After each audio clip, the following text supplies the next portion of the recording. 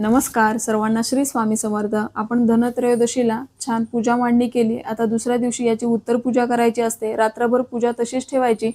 जर आपण अखंड दिवा लावला नसेल तर दुसऱ्या दिवशी सकाळी अखंड दिवा लावून घ्यायचा आहे। मग सर्व देवतांना आपल्याला हळद कुंकू अक्षदा व्हायचे, मनोभावे नमस्कार करायचा आणि त्या पूजेमध्ये जर काही चूक झाली असेल तर माफी मागायची। आता आपल्याला गुळ साखर किंवा दूध साखर याचा नैवेद्य दाखवून घ्यायचा आहे। आता पूजेमध्ये आपण कलश मांडला होता, त्याच्यावरचा नारळ आपण प्रसाद म्हणून खाऊ शकतो। कलशातील पाणी सर्व घरामध्ये शिंपडायचे। कलशमध्ये आपण सुपारी आणि नाणं ठेवलं, ते आपण दुसऱ्या पूजेसाठी वापरू शकतो। आता धन्वंतरी देवांचा फोटो ठेवला, तो आपण पूजेचं साहित्य जिथे ठेवतो तिथे आपल्याला ठेवून द्यायचा आहे। इतर समया आपण दुसऱ्या पूजेसाठी वापरायचे। जे धान्य ठेवलं ते आपण आपल्या धान्यामध्ये टाकायचे।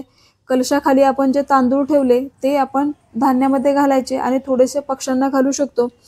आता इथे आपण जे पण फराळाचं किंवा मिठाई नैवेद्य म्हणून ठेवला किंवा फळं ठेवली, ती आपण प्रसाद म्हणून खायचे।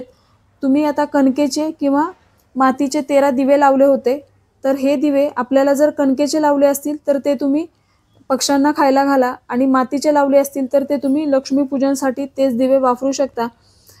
अशा पद्धतीने आपल्याला करायचे। आता जी औषधं ठेवली ती तुम्ही जागेवर ठेवून द्यायचे।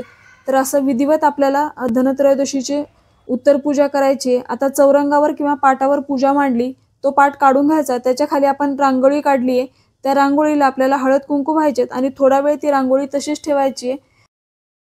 नंतर तुम्ही ती साफ करून घेऊ शकता। अशा पद्धतीने आपल्याला उत्तर पूजा करायची आहे। सर्वांना श्री स्वामी समर्थ।